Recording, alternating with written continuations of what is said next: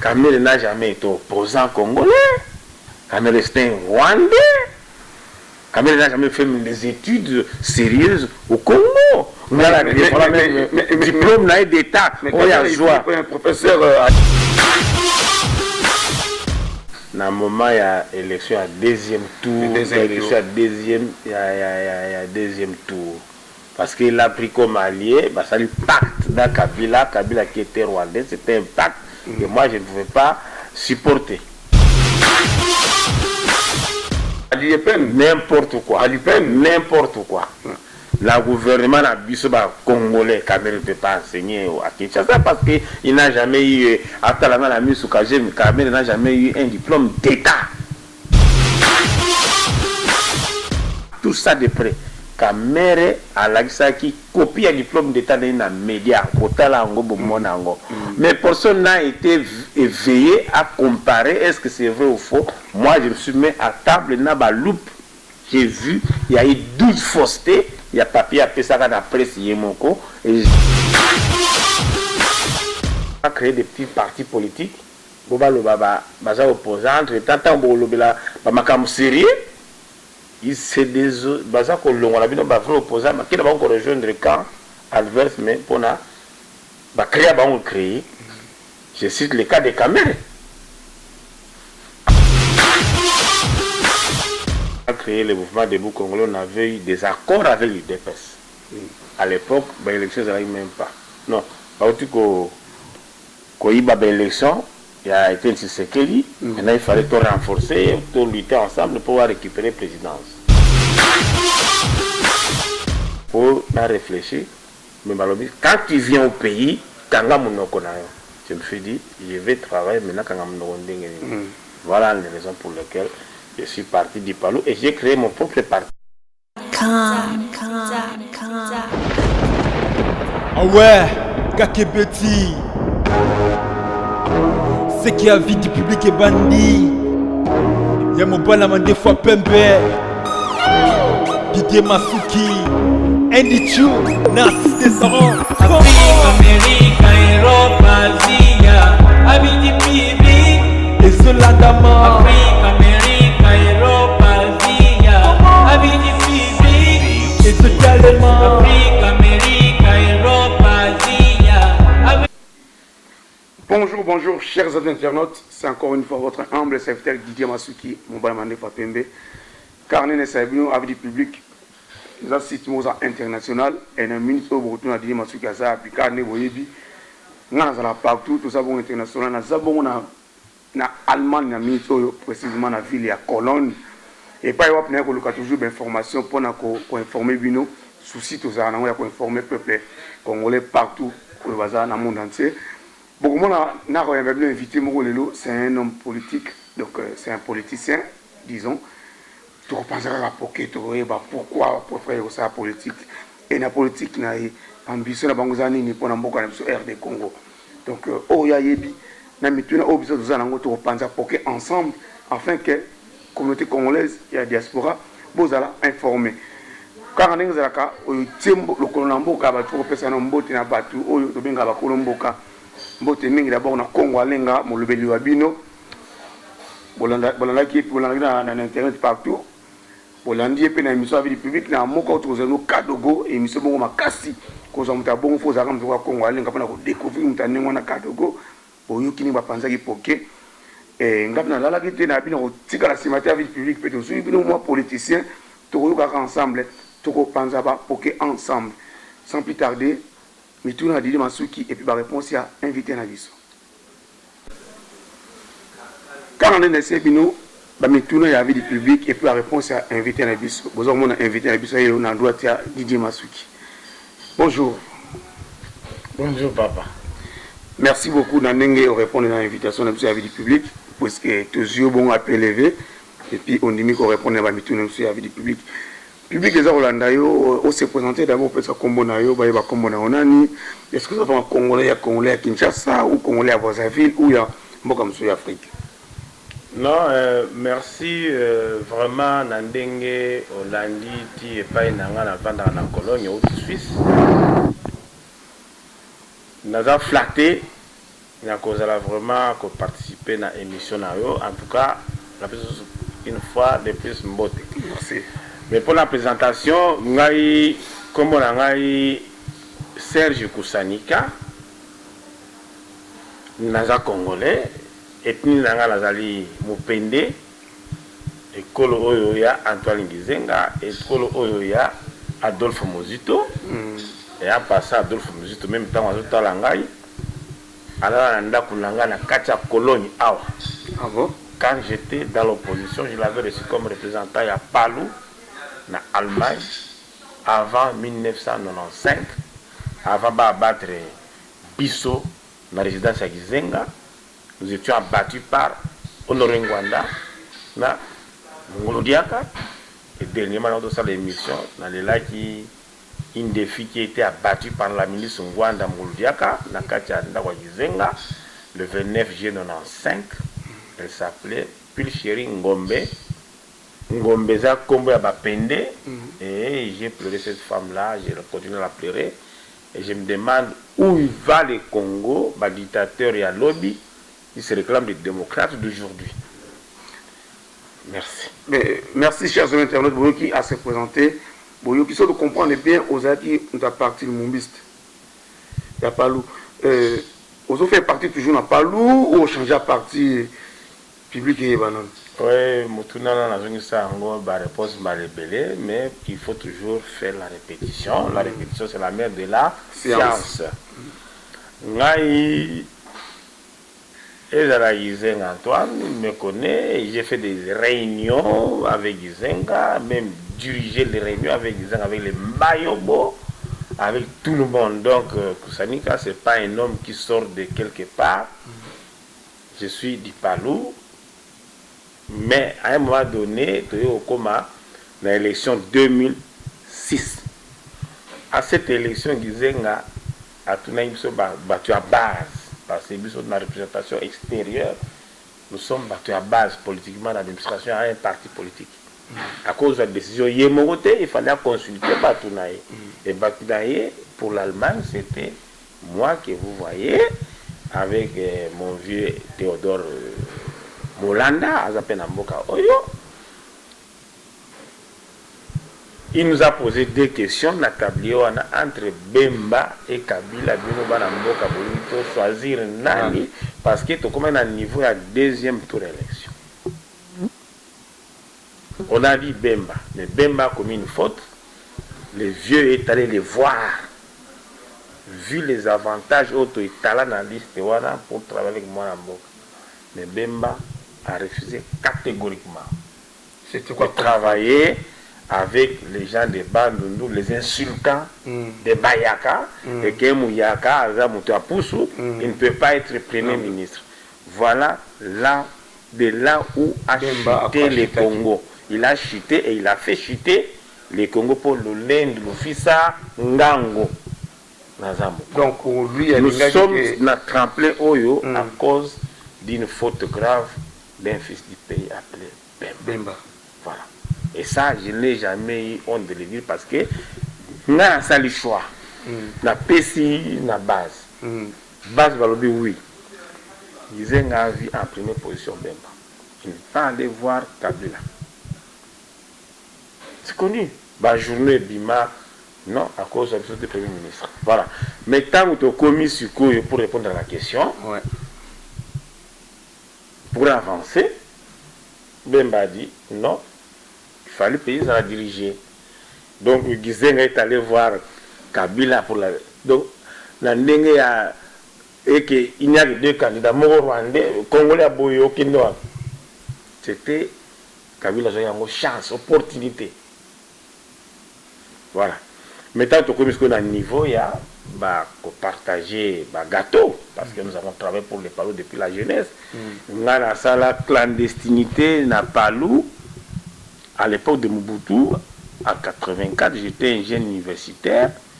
Pour ceux qui ne savent pas, la première promotion, il y a médecine et la faculté de Lubumbashi.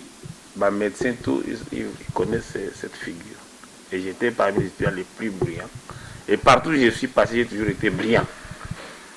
Alors, En 84, dans la clandestinité, moi j'habitais toujours au rang du Palo. Il y a Zaki Erwana na Ngora, Aki na Moscou. Mais nous étions formés. Tant que vous avez Gizenga, Azarol Banamba, livre d'or, c'est nous qui travaillions, même à l'université à l'époque. J'ai même été arrêté par Mobutu. En 84, tant qu'il y a sali élection en 84, il y a candidat unique. Et là, je me rappelle, Viennabuso, ça combine Nongo.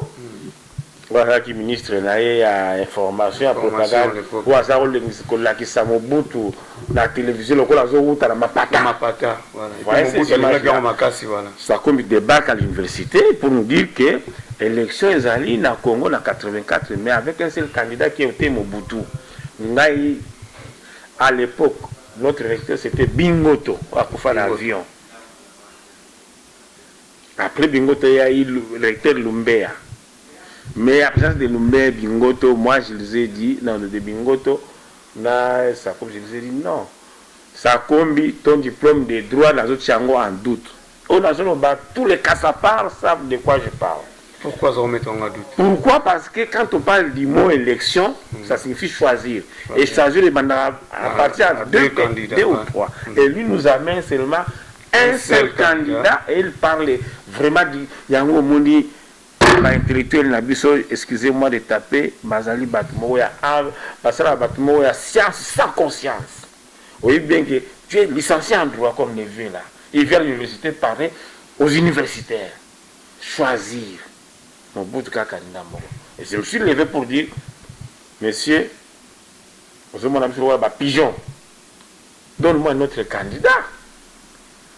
Parce que vous dites, il y aura une élection. À partir de cette question, Bazouanga Ndekonayo, Nakota Boloko, ça comme il m'a fait arrêter à l'époque. Et ça, il est vraiment, c'est ça. Alors, c'est pour vous dire que la carrière politique est bandie en France. Ça dit ça à Makila. Et je continue cette trajectoire jusqu'à Ngala Lobara. Ce n'est pas une maladie, et au Bomanga. Moi, c'est la politique. Mais au sein de la politique, Mingi, au début politique, bien. Qu'est-ce qui vous empêche que vous travaillez dans le gouvernement ou en place en tant que moi Namboka?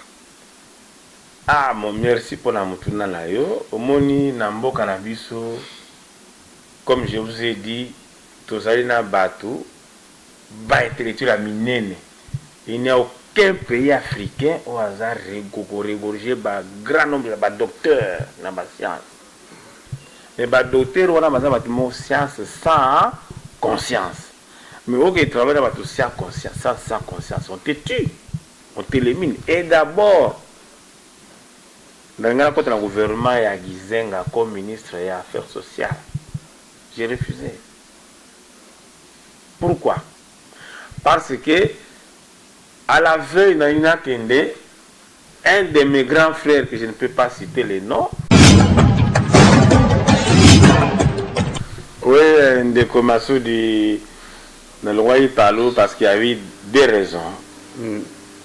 Là, que c'est parce que, première raison, c'est que option, on va jouer Rwandais comme allié na Bango, Batekamboka.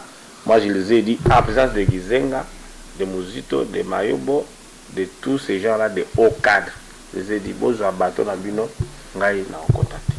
Et deuxième raison, malgré Bakenda, ils m'ont appelé pour réfléchir. Mais quand tu viens au pays, je me suis dit, je vais travailler maintenant quand voilà les raisons pour lesquelles je suis parti du Palou et j'ai créé mon propre parti immédiatement. Tout n'a pas parti où il créé qui. Surtout comprendre bien donc c'était déjà à l'époque il y a Gizenga, ndé ba comment ko zo ba Rwanda, je ba ko tsaba na Katamboka. Surtout comprendre bien. Non, Gizenga aye ko s'embarquer na ba Rwanda na moment il y a élection à deuxième tour, élection à deuxième tour. Parce qu'il a pris comme allié, bah, ça lui pacte dans Kabila qui était rwandais, c'était un pacte que moi je ne pouvais pas supporter. C'est parmi les raisons on a la Kabila qui n'a pas. Et après, vous allez partir. C'est quoi le nom de votre parti? Le parti n'a allé à deux étapes. D'abord, je suis allé seul, n'a allé Bosseur pour un Congo prospère. Congo prospère. BOCP. Et après, tu as retrouvé qu'il fallait s'allier pour ça les plateformes. Il y a un mouvement debout congolais qui est dirigé actuellement par le docteur Kankou. Bon. Pour le moment, tous on a besoin d'allier les choses parce que tous la macasse. Nous faisons maintenant des contacts avec votre rassemblement, la syndicat, donc nous devons, tout ça, la famille Mounene, pour travailler, pour que nous échanger. Quand on parle de votre rassemblement, on voit Félix Tshisekedi. Oui. On a rassemblé parce que nous, quand on a créé le mouvement debout congolais, on avait eu des accords avec l'UDPS. À l'époque, l'élection, ça n'arrive même pas. Non, pas du tout qu'il y a eu l'élection, il y a été Tshisekedi. Maintenant, il fallait tout renforcer, tout lutter ensemble pour pouvoir récupérer la présidence. Et on a fait des accords.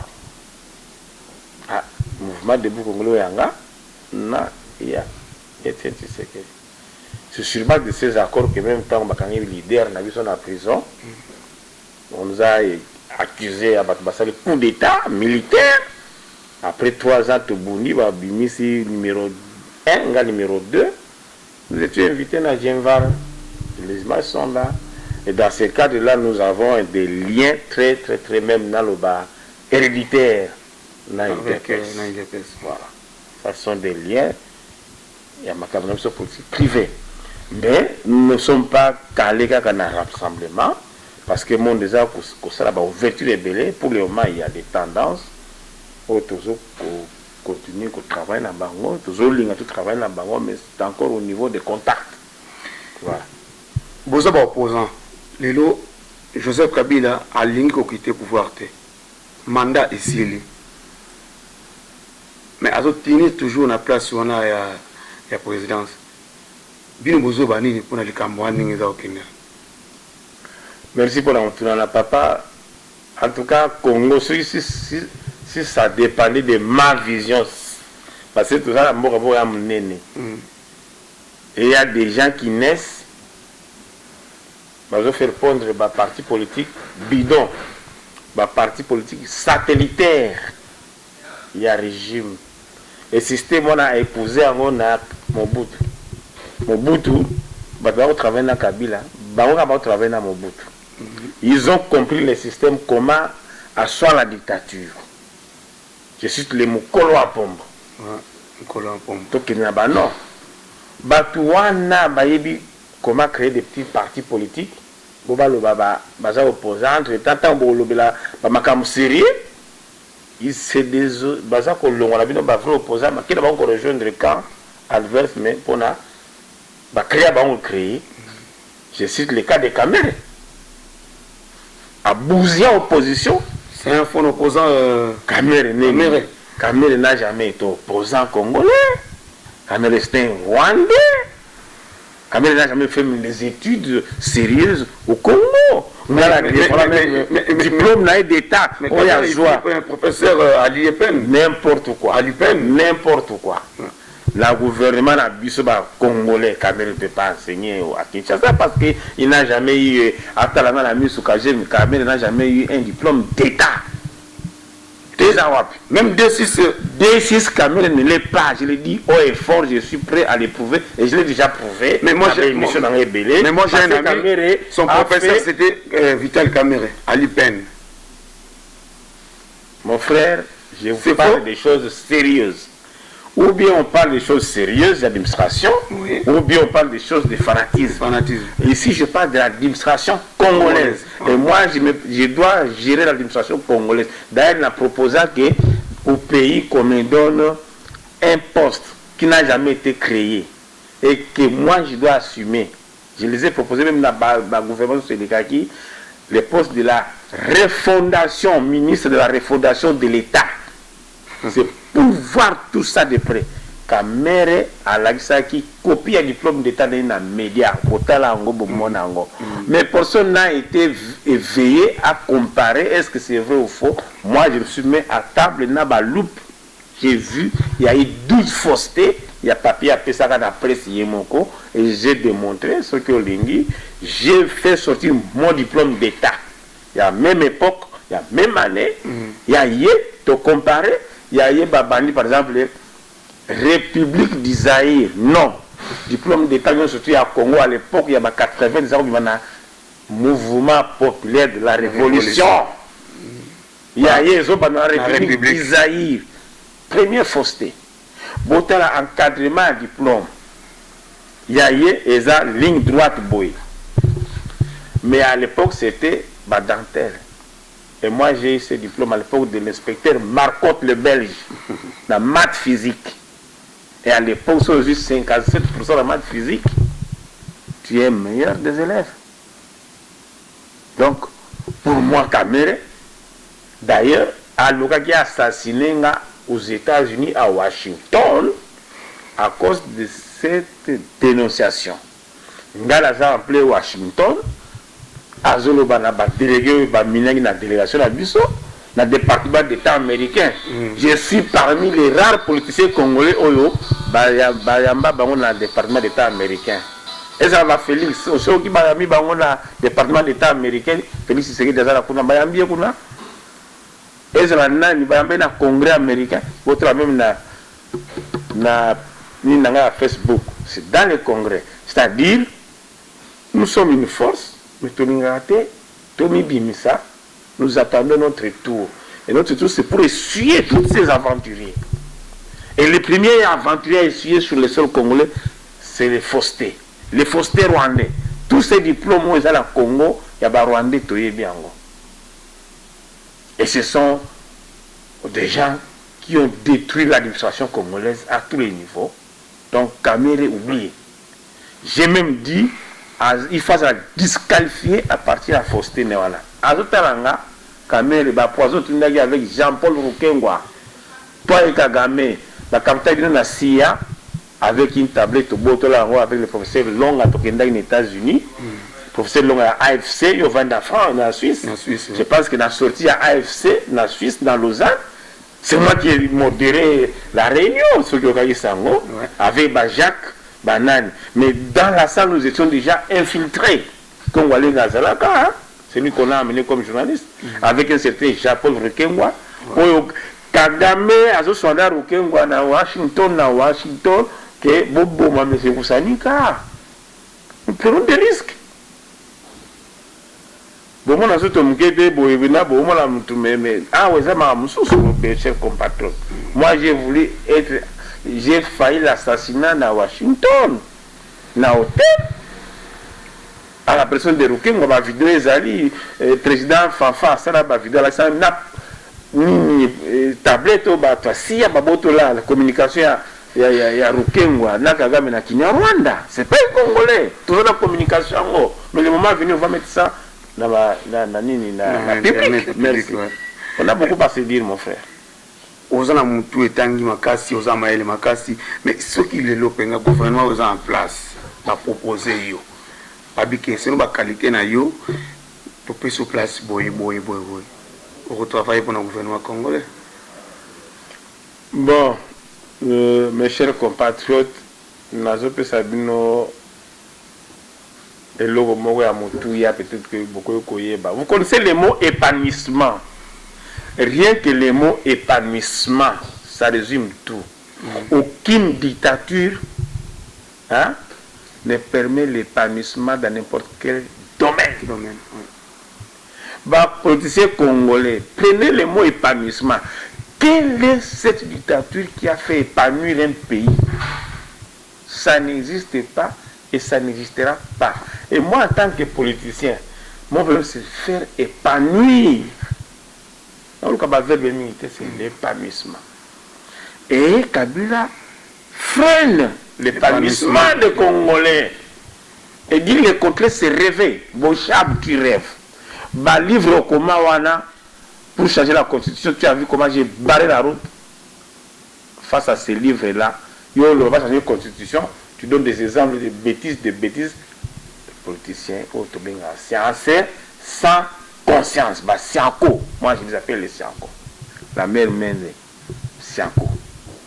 Bochab, Sianko. un peu mieux Bamoussousou en opposition, mais ils ne sont pas nombreux. Mais je regrette que Bamoussousou a la mité, c'était un grand. Bien que Nathan Touzani, la policier, jeune, il était dans l'Isoral. L'Isoral Nabango à l'époque. Et ça l'a dit que Bango Mabuta comme président, Bango son nom primature n'a pas de. Et c'est la même politique qui va répéter les sous-soirs. N'a battu Lombo. Kabila c'est le premier président. Bango c'est primature. Et Chilombo c'est pas pour ça. Tout ce monde va Boubaké, tout le monde se bat, mais on ne parle pas du poste président Angaye. Je suis né avec des forts politiciens. Voilà. Merci, chers internautes. Vous, Kolanda Bongo, invité à la mission. Oui, mais mon cher compatriote, tout cela, moi un peu, parce que tout ça m'a devenu. Mon bal a mandé fois pembe. Alors nous sommes en commun bateau à sagesse. Voilà. Dans ma police congolaise, dans le sentiment de déception. Je leur lance un message. Ngai Kusanika, Mwanzita, je regrette d'être né. Né dans le bateau dans la politique à Congo où ils changent, ils ne sont pas constants. Ce sont des gens, caca, intérêt personnel qui priment. Il y a un Chibala, Nani, Mende, intérêt personnel. Et cet intérêt personnel est du pays en otage. Il s'enfonce que son baba villa pour une personne, des femmes, c'est grave. Donc nous devons révolutionner tout ça. Ce n'est pas tard, nous devons changer, qu'on garde l'espoir. Congolais, tu gardes espoir. Mais c'est ceux qui se sont prostitués, nous allons les récupérer. Parmi, il y a des bonnes têtes. Je cite par exemple Nagotanga, qu'on voit Martin Fayulu. C'est l'homme vraiment, au Yungana Lobaka. J'ai même défendu déclaration Nangaï, Tambakanga qui est défendu dans Loba, il faut libérer Namutouane. On l'a libéré. Franck Diongo aussi. Mais Martin Fayulu seulement, franchement, il faut dire la vérité, seulement la communauté internationale a été déçue. Tant que les États-Unis, bien, Nani Batuti, Agias Rouberoa, mais les États-Unis, vous allez naïf, Bandegonda Gaï, Agias Rouberoa, côté des avions, beaucoup les États-Unis. C'est dégueulasse, ça sent mauvais. C'est que vous avez naïf pour bomber ça, beaucoup bomber ça, arrêtez des blagues. C'est le seul conseil. Vous savez, Papa Martin, vous allez calmer, nous sommes très petits. Un jour, on va sentir la bino. Mais pour le moment, vous avez le langage d'occupation, donc on est séparés en antipode. Vous avez le positif côté négatif. Tant que vous n'utilisez pas le langage de l'occupation au Congo, donc on vous prend pour des aventuriers. Je vous remercie. Voilà pour les politiciens. Parce que le langage n'a pas de loin différent. Aussi, on a même des journalistes congolais, comme l'occupation au Congo, même dans le Parlement, même ou quoi, personne, même les Akari Bababas, personne. Donc, on les endort avec des petits milliers d'argent. Mais le problème du Congo, c'est l'occupation et nous devons nous en débarrasser sans compromis, surtout sans compromission. Pour les opposants, Moutouna Souka, pour notre aussi cette émission, Bino, vous prévoir Nani comme président de la République, sauf qu'il est Bino Bolingi au Kabila Longwa. Qui peut être président à l'élo? Attendez, un président, c'est le peuple qui l'élu. Le président est que par la force, mais par sentiment. C'est parmi les Congolais déjà comment le pays est en train de marcher. Mais le président il y a propagande dans les médias, non! Loin de là! L'exemple de propagande de Bassali à Katumbi est parce que le peuple a dit non! Et tu vas encore Katumbi même dans les médias à poto. C'est déplacer cette affaire-là. Donc c'est le peuple qui décide lui-même, le moment venu, Moutou à Okambaye, si on a des candidatures, vous comprenez papa? Et tu as tamisé. Mais tu as yungula namu yungulu. Eh, bampange, mais tu as yungula namu yungulu.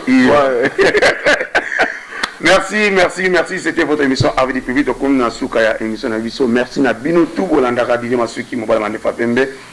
Zamba Pamola bino tout. Zota na bino ngonga bino vana libosa ba télévision na bino pour Rolanda émission avec du public. Et encore une fois, merci à notre invité Moutamaël Makasi Didi Masuki ya kokundo la bino lisusu boyebi na bino ba éviter na bimuseli bino lisusu donc kaza Moutamaël Makasi na katamboka na biso ya Congo. Vraiment, merci Bambote na bino nyonso bulingaka je masuko ezali émission moko politique et ça m'a beaucoup boka mabanga te émission to ami musicien ou non vraiment Bambote na bino nyonso sans oublier super Anita Lelo vrai chéri na Lyon moi c'est OATM Saramato ya bambo pour na beauté na ye et maman Paulina motema Kongoalinga merci Bambote na bino et moi il va souka Bambote pour na to ko sukisa émission na biso. Le Basuka qu'on ne perde pas l'espoir. Vous avez vos têtes. Et Ngamoko Nazali na bangwe belé boîte ya renseignement ya données sur les Congolais où ba travailler na mboka le moment venir sont nombreux. Alors pour la Bambote na pesi tous les combattants Mbote Mingi. Na pesi maman Gaga Mbote Mingi. Na pesi bana na Mbote Mingi boya na mariage à moi nanga oya kobala le 30 septembre boya tout ça moi là et je n'ai pas beaucoup parlé si ce n'est que toujours c'est la bino vous ça va critiquer à bien et non des insultes. Je vous remercie. Merci beaucoup.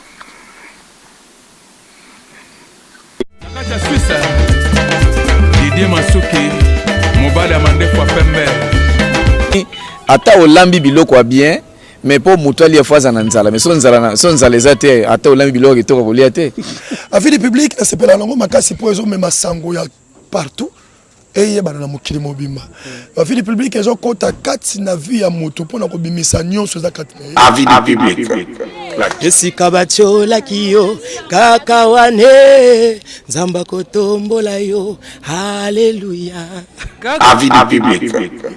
Avis du public ezo sala ke ba produit na biso bat ba ko yeba ngome mindele même batu nyonso avis du public.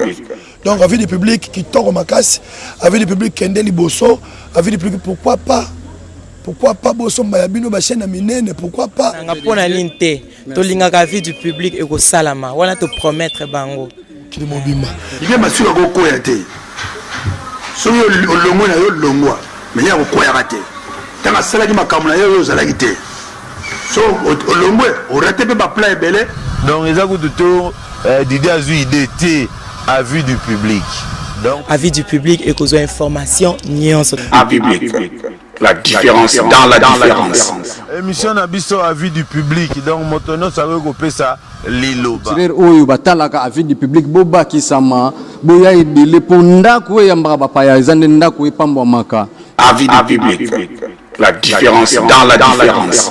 Franco, la pointe Didier Masuki, au moni makamoluki, avis du public. Motono so lingaka Didier, landa émission yo, avis du public, soukana be émission, ozora moko public ndezo pe sa point de vue. Didier Masuki number 1. Chambéry. Merci beaucoup. Didier Masuki number 1. Ah, avis du public ezalaka parler nanga, avis du public umela Didier Masuki ndaku oyo yambaka bapaya ezande vrai ndaku. Didier Masuki nzamba pambola yo ba faire kende likolo ba merveille kota succès encore donc ba bonne ba makambo danger. La vie du public na landarabino doit un vrai design na toile vraiment la vie du public partout au monde masolo bien d'information bien ndenge batie titre ndenge pona kati ezali on ndenge batie titre tant beti bo elo mosusu dans la vie publique elo kwa na tedo avis public donc aza toujours number 1 petit nanga mande fois pembe Didier Masuki God bless you avis du public oye avis du public la différence dans la différence.